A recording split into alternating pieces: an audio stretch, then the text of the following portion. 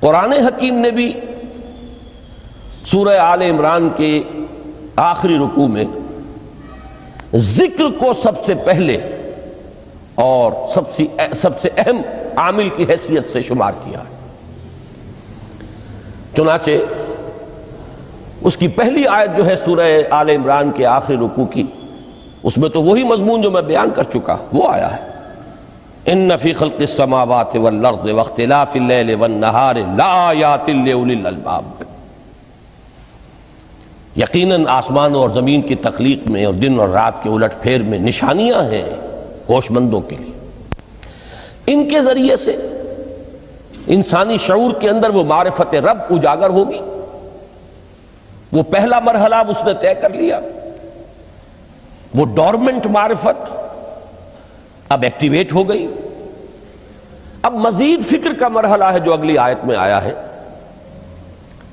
الذین یذکرون اللہ قیاما وقعودا وعلی جنوبہم ویتفکرون فی خلق السماوات والارض ربنا ما خلقت ھذا باطلا سبحانک فقنا عذاب النار۔ یعنی تفکر جو ہے ویتفکرون فی خلق السماوات والارض، وہ تفکر کرتے ہیں، غور و فکر کرتے ہیں آسمان اور زمین کی تخلیق میں، لیکن اس تفکر کے ساتھ لازماً ذکر، اور ذکر مدام، ذکر بھی وہ کہ جو مستقل ہو، ہر حالت میں ہو۔ الذین یذکرون اللہ قیاما وقعودا وعلی جنوبہم، وہ لوگ کہ جو اللہ کو یاد رکھتے ہیں، اللہ کا ذکر کرتے ہیں، کھڑے ہوئے بھی، بیٹھے ہوئے بھی، اور اپنے پہلوؤں کے بل یعنی لیٹے ہوئے بھی۔ اب ان تین کے سوا تو کوئی پوزیشن انسان کی نہیں ہے، اسی کا نام ہے دوام ذکر۔ اور اس کے ساتھ اگر وہ تفکر کرتے ہیں تو ان کا فکر اگلی منزل تک پہنچتا ہے۔ تو پہلی شے تھی فکر انسانی کی صحیح رخ پر مزید پیش قدمی اور پیش رفت، اور اس کے لیے لازم ہے ذکر و فکر کا امتزاج۔ دوسری چیز کو لیجئے عمل کی درستی۔ اس عمل کی درستی کے لیے اللہ تعالیٰ کے ساتھ ایک گہرے تعلق کی ضرورت ہے، اس لیے کہ صبر کی بحث میں یہ مضامین شاید آپ کے سامنے آ گئے ہوں کہ صبر، جہاں مصیبت پر صبر ہوتا ہے، تکلیف پر صبر ہوتا ہے، اللہ کے احکام پر جمنا یہ بھی صبر ہے، نفس کی خواہشات کی باغ کو تھام کر رکھنا، کھینچ کر رکھنا یہ بھی صبر ہے، اور استقامت، کسی شے پر قائم رہنا یہ بھی صبر ہے۔ تو عمل صحیح پر استقامت کے لیے وَاصْبِرْ وَمَا صَبْرُكَ إِلَّا بِاللَّهِ، اس صبر کی سب سے اہم جو بنیاد ہے، اس کا جو سب سے بڑا ذریعہ ہے، اس کا جو سب سے بڑا سہارا ہے، وَمَا صَبْرُكَ إِلَّا بِاللَّهِ، اس کے لیے ضرورت ہے ایک گہرے تعلق کی کہ اللہ کے ساتھ ایک ایسا تعلق برقرار رہے جو نہ صرف گہرا ہو بلکہ دائم و قائم ہو، مسلسل۔ ذرا ذہول ہوگا، تعلق مع اللہ میں ذرا کمی آئے گی، شیطان کا وار کاری ہو جائے گا۔ اسی کو حضور نے حدیث میں یوں تعبیر کیا ہے تمثیلاً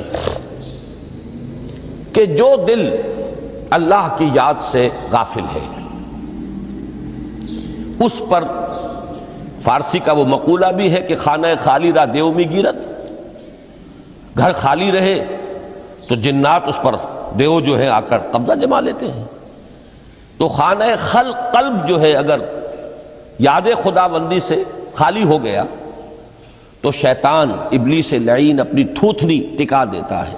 یہ لفظ آتا ہے سور کے منہ کے لیے تھوتنی، جس طرح اس کا نکلا ہوا سا منہ ہوتا ہے آگے، تو یہ لفظ استعمال کیا گیا کہ وہ اپنی تھوتنی انسان کے دل پر جما کر اور پھوکے مارنی شروع کر دیتا ہے۔ تو شیطان کو موقع ہی تب ملتا ہے جب انسان کے تعلق مع اللہ کے اندر کمی ہو، وہ خانہ بالکل خالی ہو گیا ہو یا اتنا ضعیف ہو گیا ہو کہ کل عدم ہو جائے، گویا کہ نہیں۔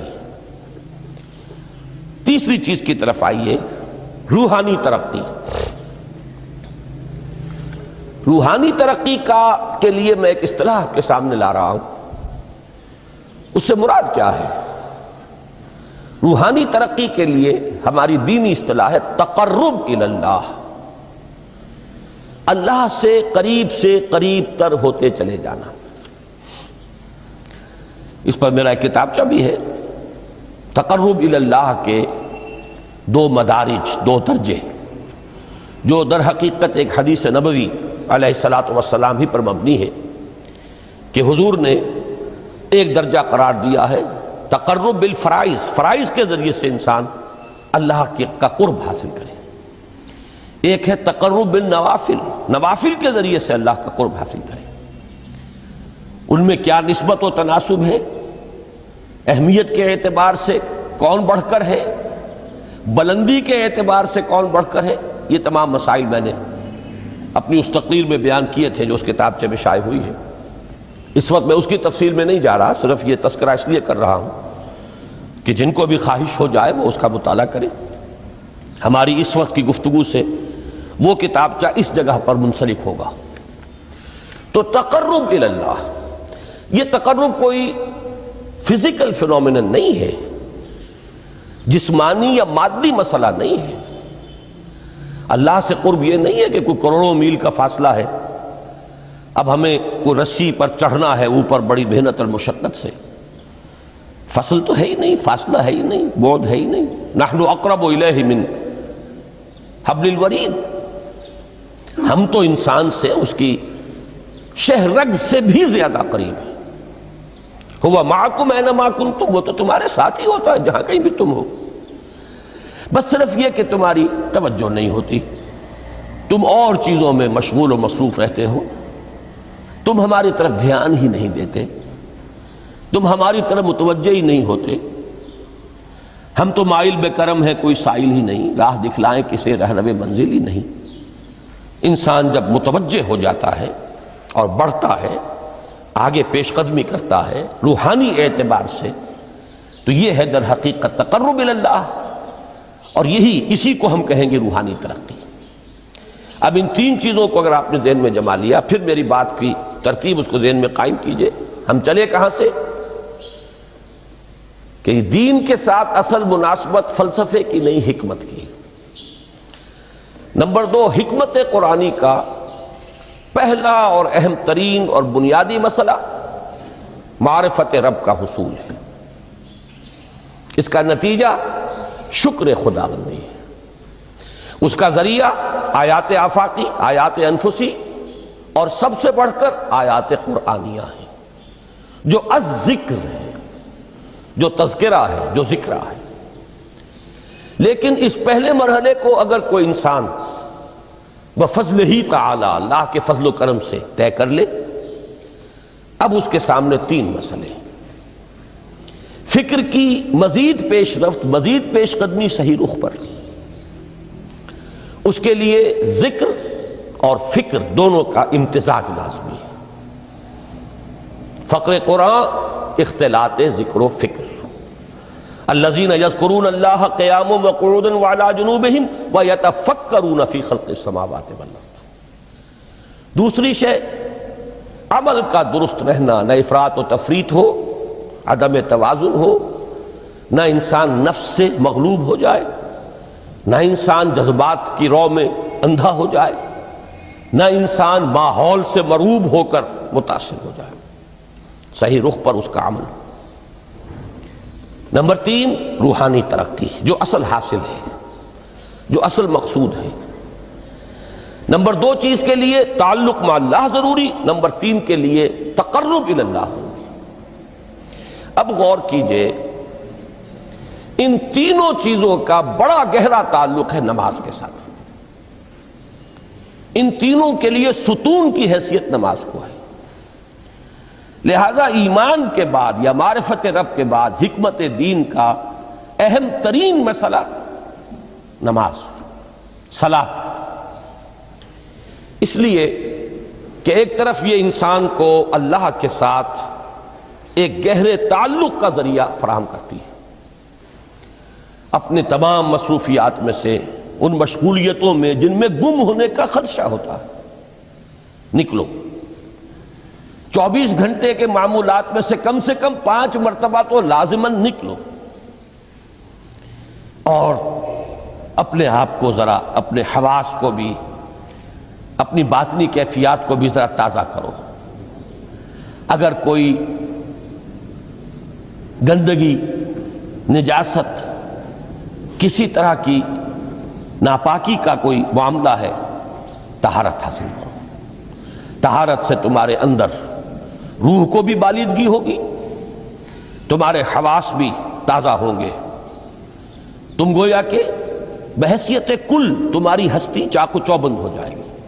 وہ کسل، وہ سستیاں، وہ جو ایک کثافتیں ہوتی ہیں، ان سب سے نجات حاصل کرو، اور اب اپنے رب کے حضور میں کھڑے ہو جاؤ، اس کے ساتھ اپنا عہد بھی تازہ کرو، اس کی اہم صفات کو بھی اپنے ذہن میں پھر مستحضر کرو۔ یہی وجہ ہے، دیکھیے میں نے جو آیات آپ کو شروع میں سنائی تھی، سورہ لقمان کی 2 آیتیں، پہلی آیت میں اس کا ترجمہ کر چکا، دوسری آیت وَلَقَدْ وَإِذْ قَالَ لُقْمَانُ لِابْنِهِ وَهُوَ يَعِظُهُ يَا بُنَيَّ لَا تُشْرِكْ بِاللَّهِ إِنَّ الشِّرْكَ لَظُلْمٌ عَظِيمٌ۔ اس کے بعد درمیان میں کچھ مضمون آ کر پھر وہ آیہ مبارکہ آئی، یا بنی اقم الصلاۃ وامر بالمعروف وانھ عن المنکر واصبر علی ما اصابک۔ گویا کہ اہم ترین چیز، بنیادی ترین چیز، اللہ کو محض پہچان لینا کافی نہیں ہے، یاد رکھنا ضروری ہے۔ اللہ یاد رہے گا تو فکر صحیح آگے بڑھے گا، اللہ یاد رہے گا اور اس کے ساتھ ایک گہرا تعلق جو ہے برقرار رہے گا تو عمل درست رہے گا۔ بالکل یہی بات سورہ طٰہٰ میں جو پہلی وحی حضرت موسیٰ علیہ السلام پر ہوئی، اور پہلا مخاطبہ ہے، چونکہ حضرت موسیٰ کو یہ انبیاء کرام کے مقدس گروہ میں ایک امتیازی حیثیت حاصل ہے کہ ان سے براہ راست گفتگو ہوئی ہے، اگرچہ صرف ایک پردہ تھا، اوٹ من ورائے حجاب گفتگو ہوئی ہے، لیکن یہ کہ کوئی فرشتے کا درمیانی جو ہے وہ لنک نہیں تھا، براہ راست اللہ تعالیٰ نے حضرت موسیٰ علیہ السلام سے کلام فرمایا۔ کلم اللہ موسیٰ تکلیما، موسیٰ سے تو اللہ نے کلام فرمایا جیسے کہ کلام کیا جاتا ہے۔ تو پہلا مخاطبہ ہے، یہ پہلا مکالمہ ہے، پہلی وحی کہیے، اسی میں یہ الفاظ بھی موجود ہیں، اننی انا اللہ لا الہ الا انا فاعبدنی واقم الصلاۃ لذکری۔ یہ گویا کہ حکمت قرآنی کا ایک بہت بڑا خزانہ ہے یہ آیت مبارکہ، کہ خود حضرت موسیٰ علیہ السلام کو جو ہدایت دی جا رہی ہے، میں ہوں، میں اللہ، اننی انا اللہ لا الہ الا انا، میرے سوا کوئی معبود نہیں، فاعبدنی، بس میری بندگی، میری عبادت، میری پرستش، میری محبت، اس کو اختیار کرو۔ وَأَقِمِ الصَّلَاةَ لِذِكْرِي، اور نماز کو قائم رکھو میری یاد کے لیے۔ بلکہ اسی سلسلہ کلام میں آگے چل کر سورہ طٰہٰ میں آتا ہے، کافی گفت و شنید کے بعد جب حضرت موسیٰ نے کچھ معذرت بھی کی، کچھ دعائیں بھی کی، اللہ نے ایک دعا قبول بھی کی کہ ان کے بھائی کو بھی شریک کر دیا، حضرت ہارون کو بھی۔ اس کے بعد پھر جب فرمایا کہ اب جاؤ فرعون کی طرف، تو اس میں فرمایا وَلَا تَنِيَا فِي ذِكْرِي، اور دیکھنا یہ جو عظیم مشن تمہارے کندھے پر آ گیا ہے، بڑا بھاری اور کٹھن ایک فرض ہے جو تم پر عائد ہو گیا ہے، اس کے لیے سب سے بڑی تمہارے پاس جو قوت کا ذریعہ ہے وہ نماز ہے۔ اقیم فلا تنیا عن ذکری، میری یاد میں کبھی غفلت نہ کرنا، اس میں کبھی کوئی کمی نہ آنے دینا۔ جیسا کہ میں نے عرض کیا تھا کہ جیسے ہی وہ تعلق جو ہے کمزور پڑتا ہے یا منقطع ہو جائے معاذ اللہ، تو پھر انسان گویا کہ شیطان کے لیے ایک لقمہ تر بن جاتا ہے۔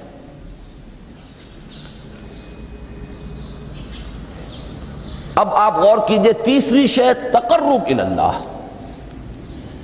اس کے حوالے سے بھی جو فرائض اور نوافل کی بات ہے اس کو اس وقت ذہن سے نکال کر یہ سمجھیے کہ اس میں نماز کا کیا مقام ہے، اس لیے کہ نماز فرض بھی ہے، نماز نفل بھی ہے، وہ تو ان دونوں میں شریک ہو جائے گی۔ اب اس کو لفظ صلاۃ کے حوالے سے آپ ان دونوں چیزوں کو سمجھیے۔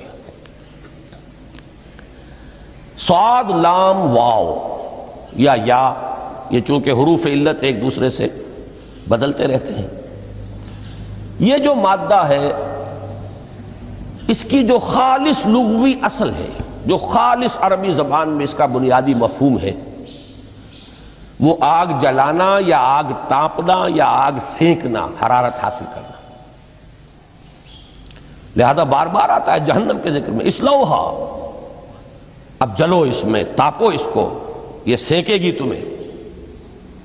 بلکہ تفتلون کا لفظ آیا ہے حضرت موسیٰ کے کلام میں، جب وہ گئے تھے کوہ طور پر، جب پہنچ گئے تو تھے آگ تک کی تلاش میں، لعلکم تفتلون، تو اپنے اہل خانہ سے یہی کہا تھا کہ مجھے کہیں وہ روشنی نظر آ رہی ہے، غالباً کوئی وہاں سے آگ مل سکے گی، ورنہ یہ کہ کوئی رہنمائی کو رستہ مجھے مل سکے گا، میں وہ آگ لے آؤں گا، کوئی چنگاری وہاں سے لے آؤں، لعلکم تفتلون، تاکہ تم، اب یہ اصطلاح در حقیقت باب افتعال ہے، اور یہ تے یہاں پر توئے کی شکل اختیار کر گئی، تا نے توبن کی صورت اختیار کی صاد کی وجہ سے۔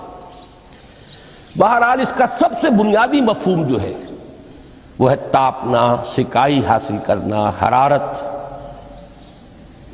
اس کے حوالے سے سمجھ لیجئے کہ سب سے بنیادی تعلق اس کا جو ہے وہ روح کے ساتھ ہے۔ روح میں محبت خداوندی کی آگ اگر ٹھنڈی پڑ گئی ہو، اگر محبت خداوندی کی حرارت میں کمی ہو رہی ہو، تو اس کو اثر نو، جس کو کہ میں آج سوچ رہا تھا تو ایک لفظ ذہن میں آیا کہ جیسے بیٹری اس کو ریچارج کیا جاتا ہے، اسی طریقے سے روح کے اندر محبت خداوندی کی اس حرارت کو اثر نو تازہ کرنا، یہ ہے در حقیقت نماز کا اصل مقصد۔ اس لیے کہ اس لفظ کا بنیادی مفہوم، اصل لغوی مفہوم تو یہ، اگرچہ اس کا سب سے زیادہ کثرت سے جو استعمال ہوتا ہے، اور لفظ صلاۃ جس سے در حقیقت جس تصور پر مبنی ہے وہ ہے اقدام، کسی کی طرف متوجہ ہونا اور پھر دعا۔ صلاۃ کا سب سے قریبی مفہوم لفظی جب بیان کیا جائے گا، اس سے مراد، اس کے معنی، تو دعا اس میں اہم ترین ہے۔ کسی کی طرف توجہ کرنا، مناجات کرنا، گفتگو کرنا، مخاطبہ، مکالمہ، دعا، یہ در حقیقت صلاۃ کا سب سے بڑا اصطلاحی مفہوم ہے۔ لیکن جو اس کا مادہ ہے، صاد لام واو یا صاد لام یا، اس کا اصل مفہوم جو ہے وہ تاپنا، حرارت حاصل کرنا۔ تو ان دونوں کے حوالے سے عرض کر رہا ہوں، وہ تاپنا اور حرارت حاصل کرنا وہ ہے روح کے اعتبار سے۔ وہ جو کہا اقبال نے کہ بجھی عشق کی آگ اندھیر ہے، مسلمان نہیں راہ کا ڈھیر۔ یہ عشق کی آگ جب بجھ جاتی ہے، در حقیقت یہی تو انسان کی روحانی موت ہے۔ جب یہ نہ رہے تو چاہے منطق میں بہت انسان ماہر ہو، مجھے اقبال کا ایک شعر یاد آیا تقابل کرتے ہوئے، ایک انسان محکوم اور ایک انسان حر، آزاد انسان، ان کی نفسیات میں جو بنیادی فرق علامہ اقبال نے مختلف مواقع پر بیان کیے ہیں۔ محکوم ہے بیگانہ اخلاص و مروت، ہر چند کے منطق کی دلیلوں میں ہے چالاک۔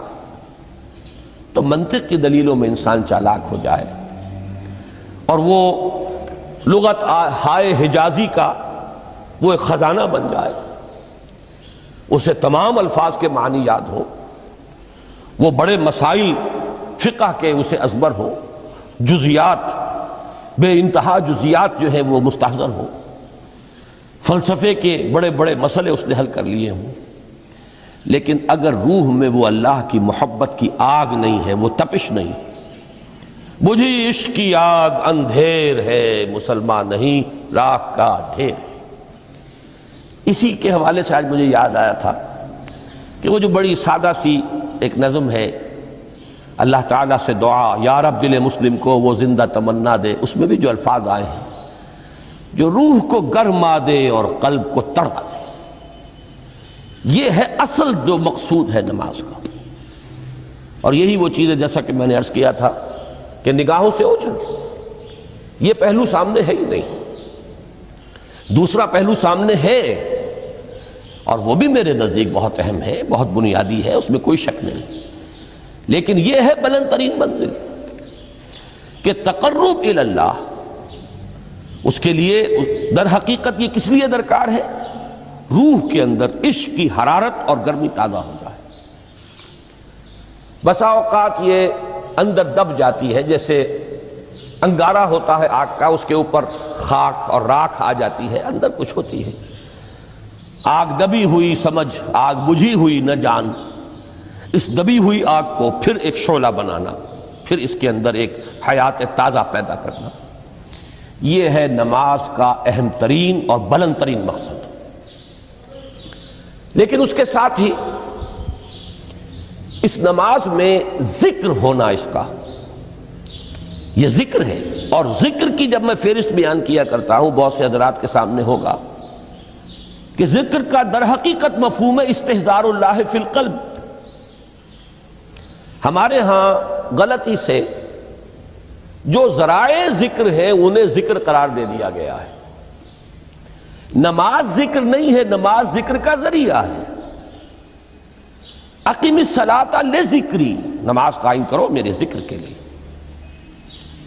یہ اللہ اللہ کہنا یا ادعیہ معصورہ جو حضور صلی اللہ علیہ وسلم کی مسنون دعائیں ہیں، انہیں اپنے تمام معمولات دنیاوی کے ساتھ ساتھ ان دعاؤں کو بھی انسان پڑھتا رہے، اللہ سے دعا کرتا رہے، یہ تمام ذرائع ذکر ہیں۔ سبحان اللہ الحمدللہ الحمدللہ، اس کا آپ ورد کیجئے، یہ بھی ذریعہ ذکر ہے۔ حقیقت میں ذکر ہے استحضار اللہ فی القلب، اللہ کو دل میں لے آنا، اللہ کو دل میں حاضر کر لینا، اصل میں تو ترجمہ ہوگا، لیکن حاضر جاننا، یہ کیفیت جو ہے انسان کو حاصل ہو جائے۔ اب اس کے حوالے سے ذرا بات سمجھیے کہ ایک تو میں عرض کر چکا ہوں مجسم ذکر تو قرآن ہے، لہذا ذکر کی فہرست جب آپ کریں گے ذرائع ذکر تو ان میں سب سے پہلے قرآن آئے گا، اس لیے کہ وہ ہماری حکمت کے پہلے مسئلے کو حل کر رہا ہے، بنیادی مسئلہ، اہم ترین مسئلہ۔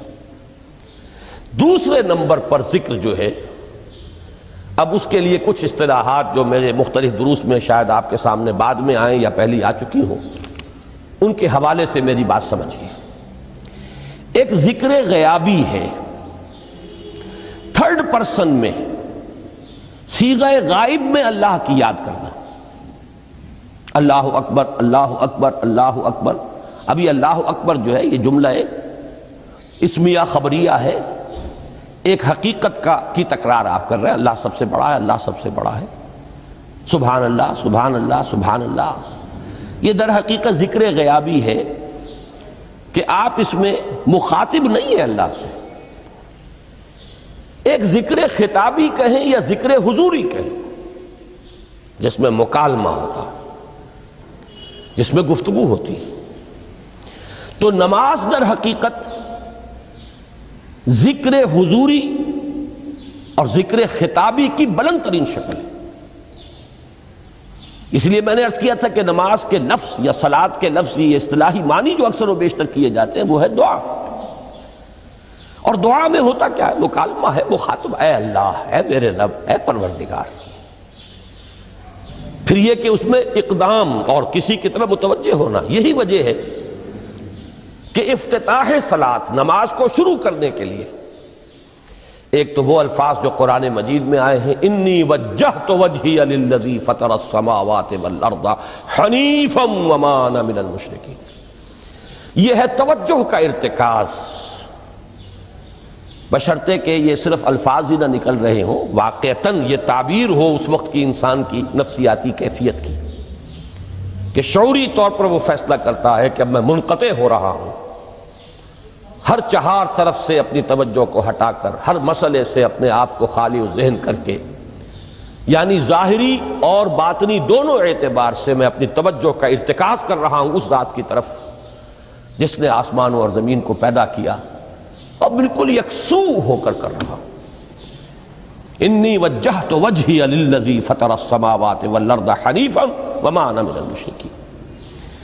اور دوسری وہ جو دعا جس سے ہم افتتاح کرتے ہیں اپنی نماز کا، دیکھیں اس میں خطاب کا کس قدر اہتمام، وہاں سبحان اللہ نہیں ہے، سبحانک اللہم، پاک ہے تو اے رب ہمارے، وبحمدک وتبارک اسمک وتعالی جدک۔ اب آپ غور کر رہے ہیں، یہ ہے تخاطب، براہ راست مخاطب ہونا ہو رہی ہے۔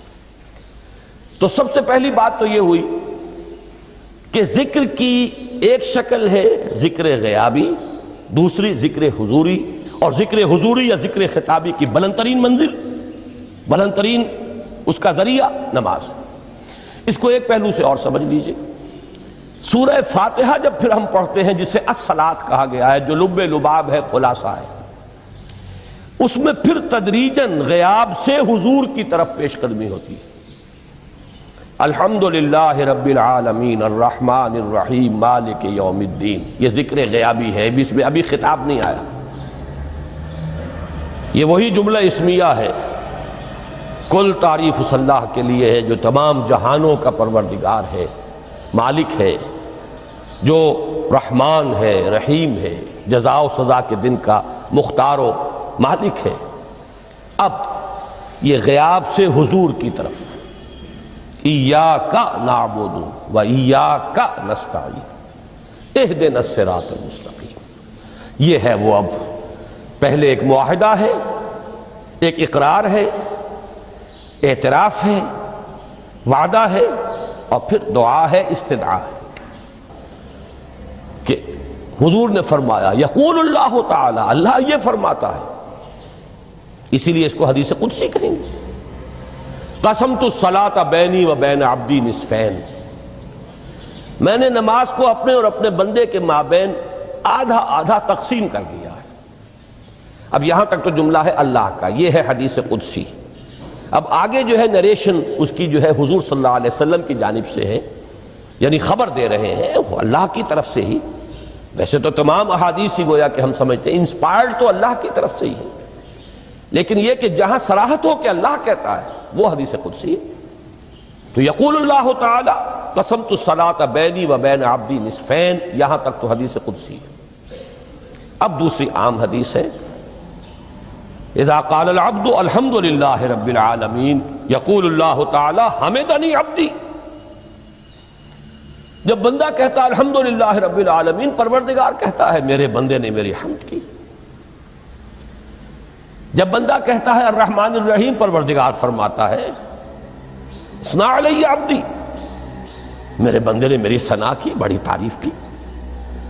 جب بندہ کہتا ہے مالک یوم الدین، اللہ فرماتا ہے مجدنی عبدی، میرے بندے نے میری بڑی بزرگی بیان کی ہے، تمجید کی ہے۔